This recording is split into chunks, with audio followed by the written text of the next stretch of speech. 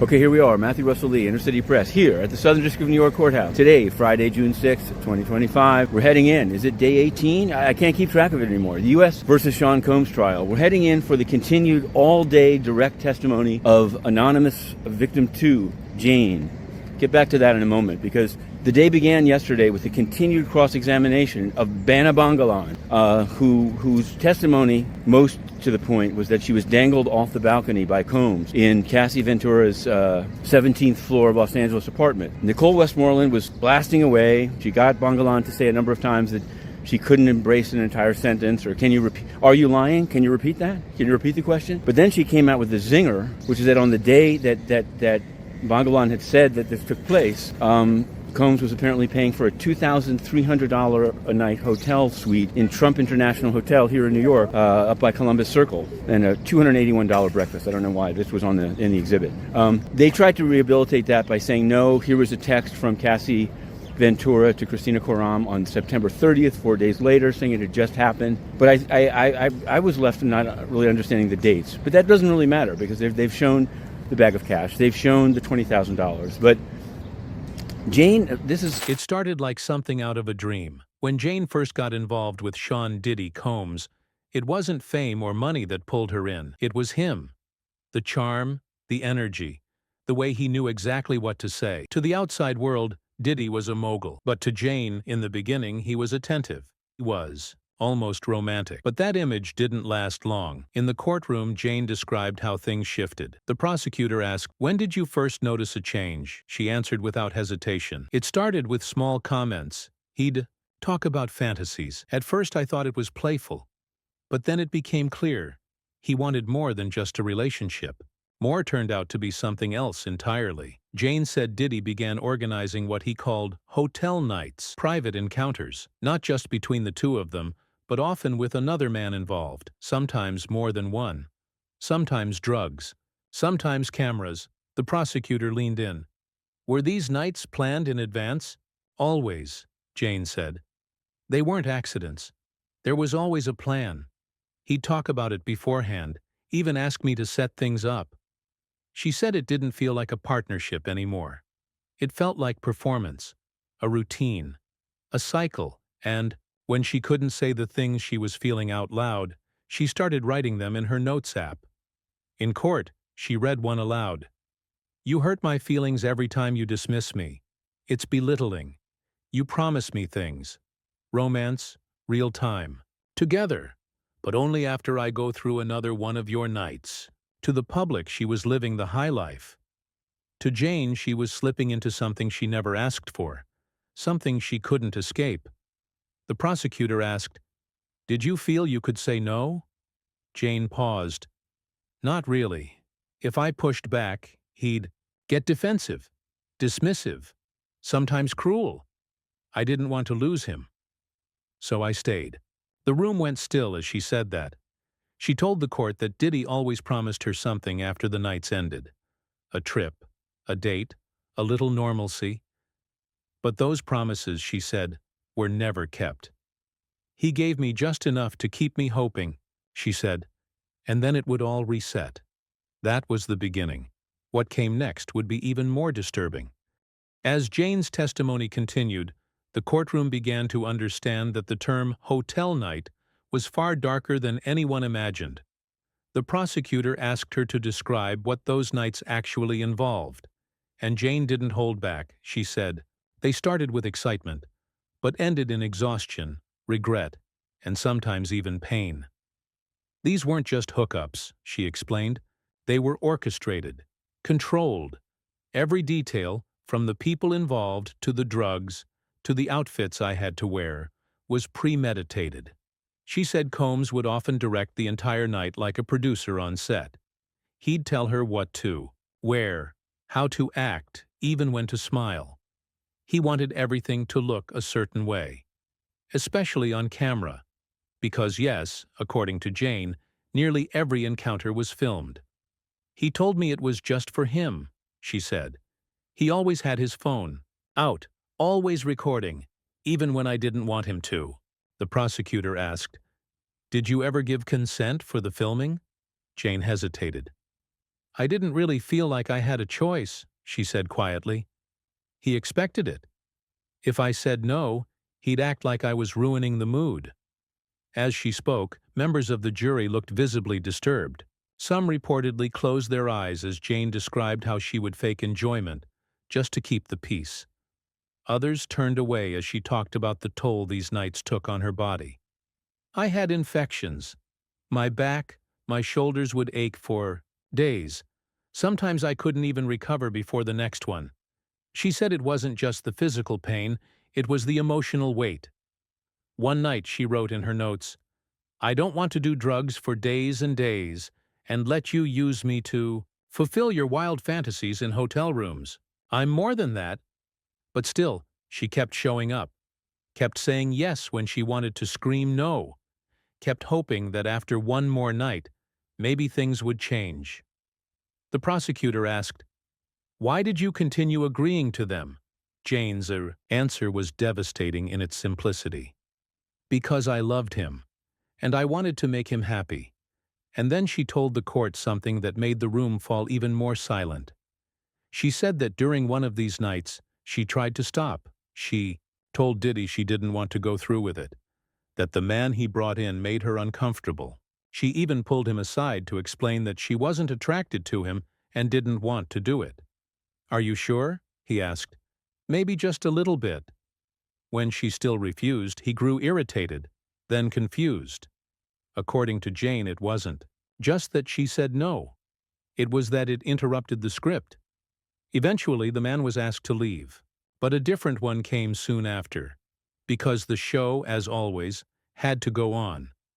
She told the jury she often felt like she wasn't a person in those moments, just a prop, a performance, something to be used and then dismissed when the scene was over.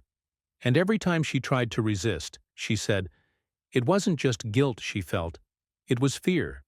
Fear that if she stopped participating, she'd lose everything. Her relationship, her security, her home. Because by then, Diddy was paying her rent. And what she said next would make that connection even more troubling. By this point in her testimony, Jane had already painted a haunting picture of what the so-called hotel nights really were. But what shook the courtroom even more wasn't just the physical toll. It was the emotional one. The prosecutor leaned forward and asked, "Jane, did you ever try to confront Mr. Combs about how you were feeling?" She nodded slowly. "Many times, usually through text, sometimes in person, but he never really listened. He'd twist what I was saying, make me feel like I was overreacting, or crazy." She explained that any time she tried to express discomfort, Diddy would flip the narrative. He'd say things like, "You're doing this to yourself," or "You're just being dramatic." And then, a few hours later, he'd call me, say he missed me, tell me he loved me, like nothing ever happened. That's when the term gaslighting started to take on real meaning in the courtroom. Jane recalled a time when she begged him to stop comparing her to other women, women she believed he was seeing publicly while keeping her behind the scenes. Her voice cracked as she read one of her texts out loud. "I'd like to get off the hamster wheel and do something different with you. I deserve it too." But Diddy's response, according to Jane, was cold and final. "Let's be friends then, because I can't take this part. I treat you good. If you don't feel that, we shouldn't keep going."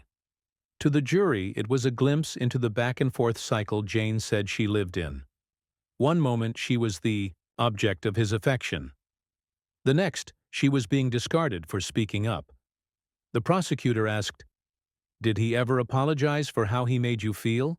Jane laughed bitterly. "Not really. He'd say he missed me, that he wanted to see me, but not once did he take responsibility." She recalled another message, one that stuck with her. "Don't say you fucking miss me if you're just bored.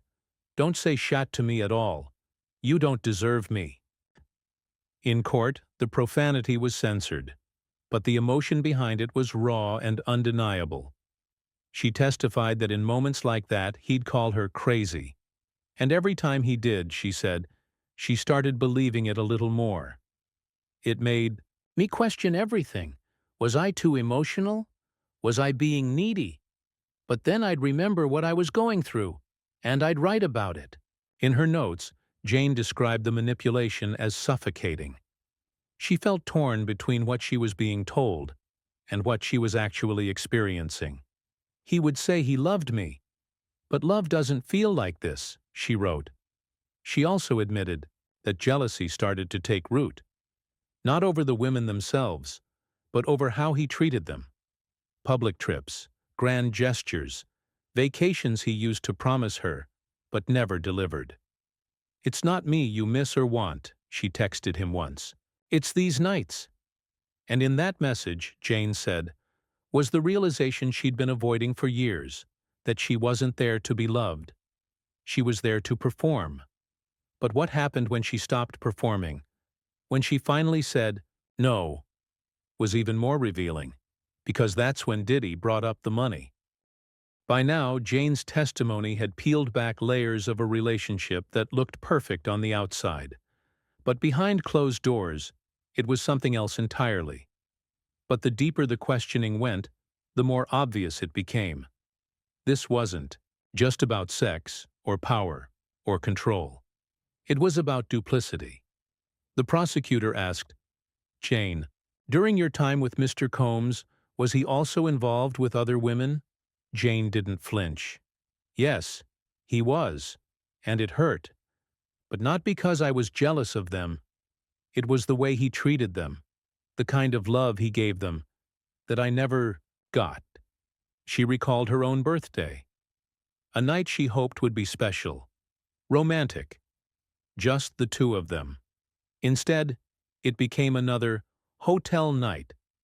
According to Jane, it started with dinner. Then one man showed up, then another, and eventually a third.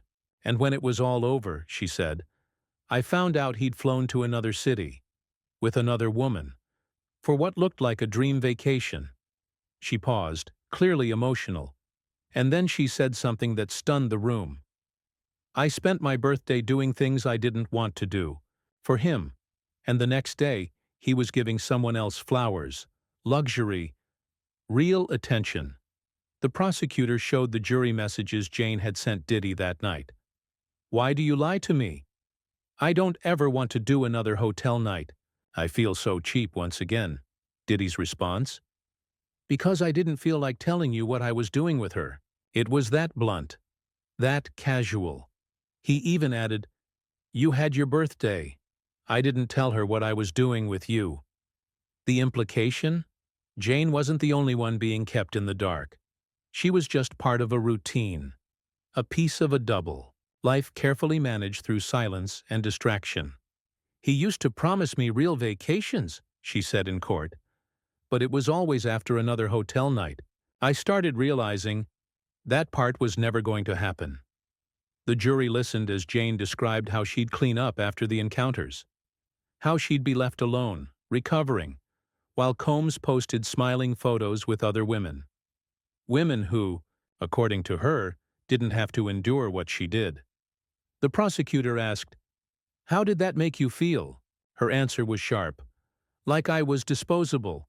Like I was good enough to be hidden, but not good enough to be loved." She described a cycle of hurt. He'd disappear for days, then send texts like, "Miss you," or "Let me make it up to you." But when she asked for more, real dates, real time, normalcy, he'd push back. He'd say I was comparing myself to others, that I was being too emotional, that I needed to stop complaining, and yet publicly, he continued showing off other relationships. Lavish, open, affectionate. Jane said it made her question everything.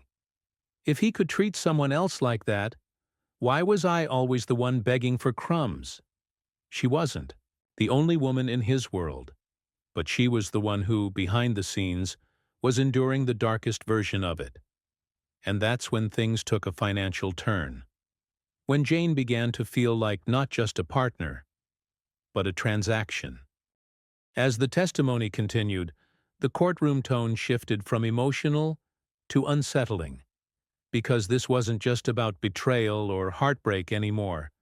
This was about power, about control, and how money can be used to trap someone in plain sight. The prosecutor asked plainly, "Jane, at any point during your relationship with Mr. Combs, was he supporting you financially?" Her answer was just as direct. "Yes, he paid my rent. And it wasn't just rent. It was everything. My apartment, flights, gifts, sometimes even groceries." The jury was shown a text message Jane sent to Diddy in late 2023. It read, "I feel it's the only reason you have me around, and why you pay for the house. I don't want to feel obligated to perform these nights for you." It wasn't subtle. According to Jane, she felt like her living arrangement was directly tied to her willingness to participate in the hotel nights. And when she stopped complying, things changed. "He'd remind me of what he was doing for me, like I owed him something in return." The prosecutor asked, "Did he ever explicitly say that your housing was tied to the sexual encounters?" Jane paused, then answered carefully, "Not directly, but it was always there. In the way he'd bring it up, in the timing, in the silence that followed whenever I said no." She described it as unspoken, but loud, as if any resistance might cost her everything, and then came the cash. According to Jane's testimony, Diddy didn't just arrange the hotel nights, he funded them, in detail. She told the court she saw him hand envelopes of cash to the men who joined. Sometimes, she said, she delivered the cash herself. "He'd reimburse me if I booked flights, sometimes thousands, and if he didn't have cash, he'd call someone to bring it. Security, assistants, even his former chief of staff." The prosecutor asked, "How often did this happen?" "Almost every time," Jane said. It was a routine. The courtroom was shown evidence that Diddy often kept stacks of money in nightstands. Jane testified that when he ran low, someone from his team would arrive quietly with more. No questions, no delays. It was organized, like a system. Everyone knew their role. She even mentioned that one of his assistants delivered cash in an envelope for a man who had flown in for a hotel night. Quiet, efficient, untraceable, until now. It wasn't just about paying the men, either. Jane said Combs used money as both a gift and a leash. If we had a fight, he'd still pay the bills, still take care of things, but it made it harder to leave, because deep down, she wasn't sure if the support would continue if she walked away. "It kept me stuck. I wasn't just emotionally tied to him, I was financially dependent, and he knew that." The prosecutor leaned in and asked one final question. "If he had stopped paying your rent, what would have happened?" Jane looked down, her voice quiet. "I would have had nowhere to go." And just like that, the courtroom understood. This wasn't just a toxic relationship. It was a structure, a system built to keep her in place, physically, emotionally, and financially. And it wasn't just Combs behind it, because next, the spotlight turned toward the people around him, the ones who helped make it all possible. The courtroom went still as the prosecutor adjusted their stance and leaned in. "Jane, let's talk about privacy, or the lack of it. Were you ever aware of being watched, monitored, without your consent?" Jane looked straight ahead, her voice steady but low. "Yes, almost all the time. There were cameras in places I never agreed to, places no one should be filmed." The prosecutor raised an eyebrow. "Do you know who installed them?" "Sean did," she answered. "Or someone he sent? I didn't ask anymore. They just appeared." "Where were these cameras located?" the prosecutor pressed. She paused before replying. "Bedrooms, living rooms, even hotel suites. Sometimes I'd catch a red light blinking in the corner." The jury seemed to shift in their seats. Then came the next question. "Were you ever told why the recordings were being made?" Jane shook her head. "No, but I knew it wasn't for safety. It felt like control, like he needed proof, or leverage, Leverage in what way? She took a breath. To remind me that I could be embarrassed or ruined if I ever crossed him. The prosecutor then asked, "Did he ever use these recordings against you?" Jane looked down. "Not openly, but he'd mention things, private things, that no one else could have known. Things you only said in private?" She nodded. "Yes. Or things that happened behind closed doors. Were these recordings ever shared?" "I don't know," she said. "But sometimes guests would act like they'd seen things they shouldn't have. Things I never showed them." The prosecutor pushed further. "So you felt exposed? Even when alone?" Jane looked up, her voice barely a whisper. "Yes. I started to lose track of when I was really alone, or if I ever had been." Then came the unsettling silence before the next blow. Was there ever any indication that he kept a collection of these recordings? Her answer was quick. "Yes. I saw folders on a hard drive once. Names, dates, all labeled. And was your name there?" "Yes. More than once." A heavy pause hung in the room before the prosecutor asked, "Did you ever feel like saying no? Wasn't even an option?" Jane's eyes welled slightly. "Sometimes I didn't even say anything, because I knew it wouldn't matter." With that, the judge called for a brief recess. But the tension didn't leave the room, because now, the courtroom wasn't just imagining fear. They were staring right at it. And when the break ended, the story went even deeper. As court resumed, the prosecutor wasted no time. Their next line of questioning turned toward the people around Combs, the ones Jane called the quiet enablers. "Jane," the prosecutor asked, "was Sean Combs ever truly acting alone?" She didn't hesitate. "No. There were always people helping. Always someone nearby making things easier, or covering for him." The prosecutor nodded slowly. "Let's talk about the staff. Who knew what was happening?" Jane exhaled. "His assistants, his drivers, security, even his event planners. Everyone played a role, big or small." "Did any of them ever speak up?" She shook her head. "No one said a word. Ever. And if someone did start asking questions, they disappeared." The jury leaned in as the prosecutor pressed. "Disappeared how?" "Removed," Jane clarified. "Fired, silenced, sent away. Sometimes without notice." "What kind of things were they helping with?" Jane's voice turned bitter. "Everything. Setting up hotel rooms, booking flights, delivering cash, bringing in guests, even covering bruises." There was a murmur in the courtroom. The prosecutor leaned forward. "Did they ever question him? Or challenge anything he asked?" "Not in front of me," she said. "He didn't need to say much. People just knew. There were lines you didn't cross." "Were you ever warned?" "Yes. One assistant told me once. Just keep smiling. Don't ask too many questions. That's how you stay safe." "And this assistant, is that person still employed by Mr. Combs?" Jane looked up, eyes sharp. "No. She vanished after that conversation. Never saw her again." "Would you say there was a culture of fear?" "Yes," Jane said flatly. "But also loyalty. The kind you don't question. Because it came with perks and threats." "And were there ever consequences for disobeying?"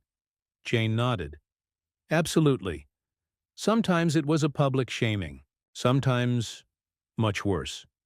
But it always sent a message." The prosecutor let that sit for a moment, then asked, "Was there ever a moment when someone tried to protect you?" Jane's voice cracked slightly. "Once, a bodyguard stepped in, during a fight, tried to pull him off me. And what happened to that bodyguard? He was gone by the morning. Just gone." The silence that followed said more than any testimony could, because now the courtroom didn't just see a pattern of abuse.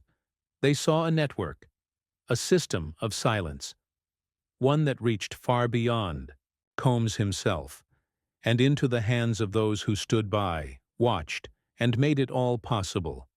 But the next question would drag that silence into the light, because what Jane described next would leave the room frozen. The final question came like a slow, heavy drumbeat. "Jane," the prosecutor asked quietly, "if you could describe what it felt like, being in that world day after day, what would you say?" She didn't answer right away. Her eyes scanned the room as if searching for the right words. "It felt like living inside a house of mirrors," she said. "Everything looked shiny on the outside, lavish, inviting. But the reflections were twisted. Nothing was real." The prosecutor took a moment, then asked, "And when did you realize you needed to get out?" Her response was quiet, but firm. "When I stopped recognizing myself." The courtroom sat in absolute silence. No cross-examination, no outbursts, just the weight of her words sinking in. Because this wasn't just about one man's actions. It was about a machine, a world built on fame, money, and silence, where power wasn't just abused, it was worshipped, where victims weren't just silenced, they were erased. And as the jury rose and the room slowly emptied, one question echoed beyond the walls of that courtroom. How many more mirrors still haven't shattered? Because this trial might have given one woman her voice back, but it also exposed something far deeper. A system. And somewhere out there, it's still running.